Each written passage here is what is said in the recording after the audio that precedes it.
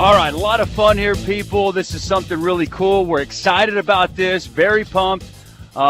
Sports Talk Network teaming up with News OK and the Oklahoman, and we now have, this is Thunder Cover with NewsOK.com, the Oklahoman's Oklahoma City Thunder beat writer, Darnell Mayberry. Darnell, it's a pleasure to have you, sir. Pleasure is all mine. How you guys doing? Man, we're doing well. We're doing well. NBA regular season is in the books, but first, I want to talk here. You got to know this team better than anybody. You're the only guy that travels to all the games. You've been covering this team since all the way back in 2005 when it wasn't even the Oklahoma City Thunder. So, I mean, aside from you, I can't imagine anybody knows this team better. Yeah, I'm around them a lot, that's for sure. And, you know, it's a pleasure to be in this position and to be able to cover a team and an organization that does things the right way from top to bottom. So it's really a fun gig, man. I'm really blessed to be a part of it. Well, you kind of hit it out of the park. This team has turned into to be an outstanding young basketball team. Kevin Durant, Russell Westbrook. The whole thing has come together a lot faster than anyone could have imagined. Last year they make their way to the finals. This year, another strong team as well, some high expectations. It's had to be pretty fun throughout the duration to watch this team mature. No doubt about it. Did you guys think that they would win 60 games after trading James Harden? No, Boy. I didn't. Yeah. Darnell, I didn't. I mean, I got to be honest with you. I thought they'd still be good. I mean, especially with as much as Serge has improved over the year. But 60 wins, the number one seed overall, I did not anticipate this. But let's get right to it. I mean, what a storyline. I was talking about this earlier. Just a year ago at this time, you've got beards all over buildings. You got bearded bandanas. Fear the beard was kind of the theme, the mantra of this basketball team. And now he returns, the firstborn son, the first drafted guy of the Oklahoma City Thunder. James Harden comes back here to Chesapeake Arena. Talk about this storyline. It doesn't get much bigger and better than that. Yeah, I mean, I think, you know, we kind of all thought that this could be a possibility when the trade happened. You know, a lot of people felt like James Harden would get that team into a position to make the playoffs. And obviously with the Thunder being one of the best teams in the West, you felt like they'd be, you know, right there again battling for that top seed. And sure enough, they get the top seed ahead of San Antonio. So it's going to be an interesting series. You know, I think James Harden has a lot to prove. You know, and if he doesn't perform well, he could have a lot of egg on his face if he doesn't come out and really put that team on his back and show that he's a franchise player. He to lot of money. He turned down a lot of things and not re-signing with the Thunder to go be with the Houston Rockets. So it's going to be a lot of pressure on James Harden. Have you been surprised with how well he's played down there? Because, I mean, he's not really surrounded by top talent. You know, Jeremy Lin, a guy kind of a flash in the pan last year, he's turned into an okay point guard, but not up to the standards of a lot of NBA teams. James Harden's done a lot of that work down there on his own. Were you surprised at how well he's done? I can't sit up here and say that I thought he was going to average 25, 26 points a game. That's a ton. Now, with that said, you also have to factor in the Rockets' style of play. They play that up-tempo pace, the run-and-gun style. All they're doing is running up and down and shooting threes and trying to get layups in transition. So when you factor in the pace, his numbers are a little inflated. You know, if you put him on a more conventional team offensively, he probably is not going to average 25, 26 points. And really, he's, like you said, he is the only guy on that team really that can get his own shot and really consistently be a threat offensively, although I do love Chandler Parsons. That's a whole nother topic. I mean, that guy can play. But Harden has a lot of the offense on his shoulders. He's the focal point of that offense. So from that standpoint, the numbers that he's putting up really aren't surprising when you put all the pieces together. You're listening to Thunder Cover with NewsOK.com and the Oklahoman's Oklahoma City Thunder beat writer Darnell Mayberry. Something fun, something new we're starting to do. Very excited about this. James Harden, when he first came back to Chesapeake earlier in the season, seemed like mentally wasn't there. I don't know if he was pressing, if what was going on in his head, but he did not play well. Didn't play well to the last matchup, went for 46, 8 of 9 from 3, 14 of 19 from the field, was on fire, and it took him having that good of a game to inch out a victory over the Thunder. What's his mindset going to be, Darnell, coming back to Chesapeake Arena? Well, I think, and I assume that he's going to try to replicate what he did in that last game in the regular season against the Thunder. And, he kind of got it going. And once he got going, it was hard to shut him off. So if he can get into that rhythm again early and really just kind of play off his teammates and set those guys up while also trying to orchestrate the offense and get his own shot, then that sort of is how James Harden tends to be successful. But to do that for an entire series, man, against a championship caliber team like the Thunder, that'd be asking a lot. Is he embracing this, Darnell? James, you've been around him for a long time. Is he going to embrace this, or is this truly a worst-case scenario for him personally to have to come back and face this Thunder team? Well, he's got no choice but to embrace it now. This is what he asked for. This is the position that he wanted to be in. He wanted to be the man. He wanted to be a max player, a franchise player. He got his wish. Now he's with the Houston Rockets, and he's got to figure out a way to fight that uphill battle and get a team that's sort of, just made it into the playoffs over the hump against more capable, higher caliber teams. And that's his challenge right now. So I don't think he's got a choice but to embrace it. I personally think it's going to be a painful reminder to him of what could have been whenever he comes into this Chesapeake Arena, whenever that entire crowd, that packed house, as loud and as crazy as they get. Absolutely love the man. Now he's going to be coming in as an opponent. I'm sure he's going to miss that atmosphere as a player. But I just want to ask you, with him gone, Kevin Martin has kind of been the guy off of the bench. A lot of expectations for him as he comes in to fill those shoes that James Harden left. Talk about the role he's played. Are you happy with what you've seen out of Kevin Martin so far, and what are the expectations of him in the playoffs? I think Kevin Martin is trying his best to just be himself. I don't think, and I actually asked him today after they did a light practice, if he feels like he has to replace James Harden and sort of be what James Harden was for this team. He said not at all. And he doesn't even pay attention to pressure, in his words. It's nothing to him. He just goes out there and performs to the best of his abilities. And when he does that, it seems to work fine for him and the Thunder. So I think if he continues to do that, the team will be okay. But he hit the nail on the head today when he said that this team's got to be on the same page, and they've got to have 3, 4, 5 guys clicking at the same time for them to be at their best. If they only have 1 or 2 guys clicking in a game, they could struggle, but Kevin Martin has to be that third guy. Back with your Thunder cover, newsok.com's and the Oklahoman's Oklahoma City Thunder beat writer, Darnell Mayberry. New thing we're doing with Darnell, he's coming aboard the SportsTalk network, talking topics that are going to be covered throughout the Oklahoman, so it's a lot of fun. Darnell, last year, late in games especially, James Harden, such an integral part of what this Thunder basketball team did. Seems like late in games, just give the ball to James. He's going to make something happen. What is that the biggest thing that this Thunder team is going to miss without Harden in the playoffs? Yeah, I think it remains to be seen. When you look at some of the offensive droughts that the Thunder has at times, James certainly alleviated a lot of those in the fourth quarter.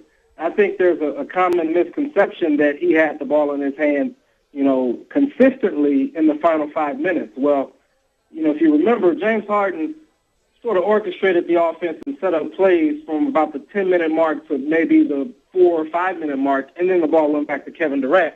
And that's when a lot of people started complaining about, Durant just kind of sticking his arm out, and all the Thunder was doing was running isolations for Durant. There was a lot of criticism of Coach Scott Brooks and the team for basically being too vanilla in the offense and not mixing it up enough, and in fact not going to James Harden enough. So I think the legend of James Harden has sort of outgrown itself a little bit, and people sort of misremember a little of what really happened. But he definitely was a big-time factor in late-game situations especially just early on in the fourth quarter when things would stagnate a little bit. So I think in the playoffs, that's when you could probably see them miss James Harden the most. They had a great regular season, but when the game slows down, you're going to have to find that guy that you can go to and get some easy shots. Kevin Durant and Russell Westbrook can't do it all for 48 minutes. Yeah, but Kevin Durant's going to be your guy there at the end. I mean, James Harden, he did create some stuff there. You're right. Absolutely created some stuff, the pick-and-roll stuff, on the ball, doing different things there in the offense. But now he's gone. Kevin Durant is the guy that you're going to look for. Just missed out on the scoring title for a fourth straight season. Can he be that guy late in the fourth quarter?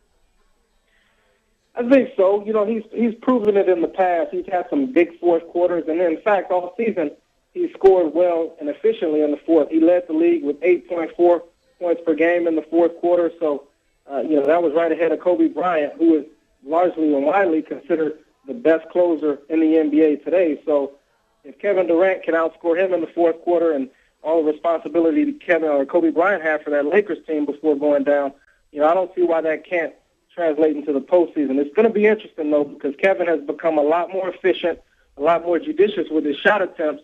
So, I'm curious to see how he's going to come out, what kind of mindset he's going to have in the playoffs. You think some of that was for the 50, 40, 90, or is that just who he is? He's okay with distributing the basketball elsewhere. He's okay with being that stingy with his shot selection. Or was, as the season grinded on and wore on, was he kind of knew what his numbers were? Do you think that played a role at all in some of that? Yeah, I think it was two things in play. One, he wanted to protect a little bit his percentages and some of what he was trying to accomplish with the 50, 40, 90. There's no doubt about that. But to a larger degree, I really believe that Kevin Durant feels in his heart that in order for this team to get to where it needs to go, he's going to have to get his teammates involved. He's going to have to make plays for those guys and put them in positions to score and be effective. When they're threats, this team's hard to beat. I think they finished 27, 28, and 3 when 5 players scoring double figures. So Kevin Durant saw in the finals last year that in order for this team to get over the hump and beat the very best teams, which last year was the Miami Heat, they're going to need a total team effort. And I think that's what he's really trying to get those guys to focus in on and try to build their confidence a little bit right now. So I think in the playoffs, we could still see him defer a little bit, but when it's winning time, Kevin Durant puts on his cape and takes over. Yeah, I agree. But you mentioned last year throughout the playoffs towards the end, sometimes the offense would sputter a little bit. Kevin Durant, a lot of isolation stuff. What are we going to see this year that's going to be a little bit different, that's going to help him be the playmaker in the fourth quarter? What are we going to see out of this offense? Are we going to see more pick and roll with he and Westbrook that's worked really good at times? What's going to be different about this offense that's going to make Kevin Durant take that next step as a playmaker in the fourth quarter? It remains to be seen, and I'd love to say that, there's going to be some wrinkles that we haven't seen, but there haven't been many throughout the regular season. Now, I don't know if Scott Brooks is holding back in what he's doing or, just kind of saving some things for the playoffs, but there haven't been many different schemes and strategies going on throughout these 82 games. So, that doesn't make me entirely too confident that we're going to see a big difference in the playoffs, and especially, it's a superstar league, and in the playoffs, in crunch time, you're going to give the ball to your best player and say, go get a bucket, and most teams do that. It's not just the Thunder, but I think Kevin Durant has become a lot more confident, and I think he's become a lot more comfortable in making plays for others. We've seen it in his assist numbers shooting up this season, and some of his teammates, Serge Ibaka and Thabo Sefolosha specifically, have become much more effective offensively. So I think if Kevin Durant gets too much of the opposing team's attention, he's more than comfortable in kicking out to those guys and letting them make a play. This is Thunder Cover with Darnell Mayberry, Oklahoma City Thunder beat writer, newsok.com, and the Oklahoman. You can read all of his great stuff. Teaming up now, Sports Talk Network with Darnell and the Oklahoman. This is a lot of fun. Dropping knowledge on us today. I think that's a great stat. I read that the other day in which you wrote in the Oklahoman, the 28-3 stat when 5 guys scored double-digit figures. I think that's so big. Can Thabo Sefolosha, because, as you just mentioned, I thought that was perfect. He's up over 40% from 3. Can he continue to make those open threes when he's in the corner. He's got that open three. Can he continue to make those? Can Kevin Martin continue to hit open shots? Serge Ibaka, is he going to be able to continue to elevate his game and be a double-digit guy? Both, I'd like to see him get double-digit rebounding, but can those others? We saw last year the Miami Heat, it was the others that beat you. Mike Miller, Shane Battier, those guys, and those guys for the Thunder didn't step up. Will those others, are they going to step up and really help this team make a run? Well, they need to, and you're absolutely right. And you look at what the Miami Heat did. I mean, they had some incredible performances by their role players, their supporting cast, the Mike Millers, the Dwayne Wade, Chris Bosh. Those guys didn't have to do it all with LeBron James. The Heat just did it as a team, and that's what the Thunder needs to get to the point of doing.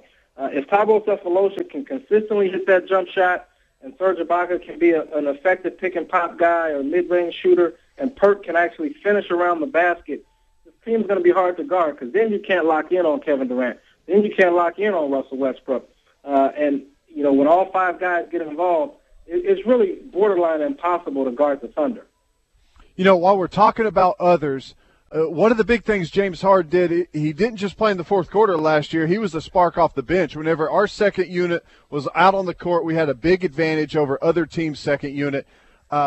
Reggie Jackson this year, he has emerged. He's been a guy with the ball in his hands that's created a lot of offense. He can get to the rack. He can drive and dish. Almost made Kevin Martin just a spot shooter on the outside, a kick-out threat with a three-pointer. Have you been impressed with what you saw of Reggie Jackson? And throughout the playoffs, is he gonna be the guy this year that brings us the advantage off the bench? He could be, but I still question whether or not Brooks and the coaching staff and even his teammates trust him enough to be that guy. You can kind of see flashes of where he can get to the basket and create and finish once there. He's got incredible length and athleticism. He's dunked on a lot of guys lately down the stretch, so you can see his explosiveness, but that's not really what they're asking him to be, regardless of how effective he might be at it. So they still want him to kind of set up the team and run the offense, which I think, who am I to question Scott Brooks and his staff and, what they're doing? They won 60 games. But I think when you have a guy that's that explosive, that is that versatile, you got to put him in a position to succeed.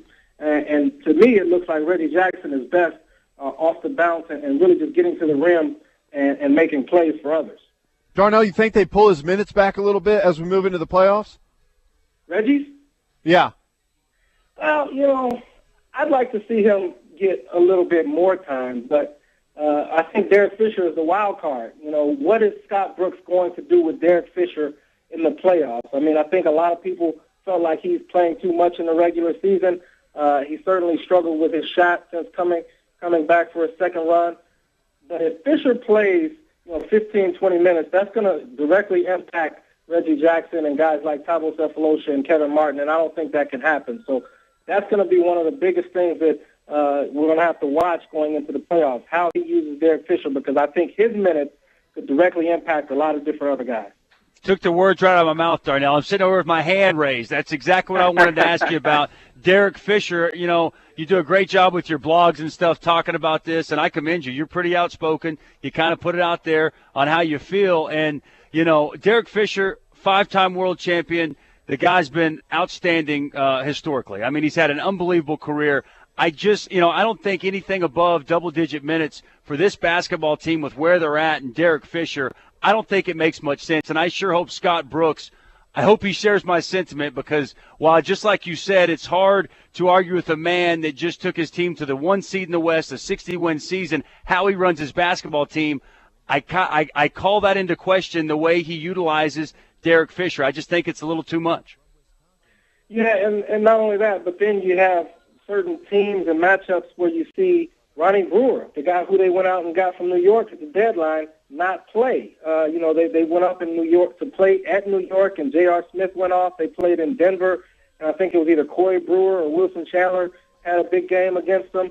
And so, it's been situations like that where Fisher is getting those minutes over more capable players like a Ronnie Brewer who could come in and not offensively, don't get me wrong, but defensively sort of slow some guys down, and Reggie Jackson, who's, again, just more versatile and one of the most versatile guys on the team. So that to me, I've always questioned, and I'm curious to see how it will change, if at all, in the playoffs.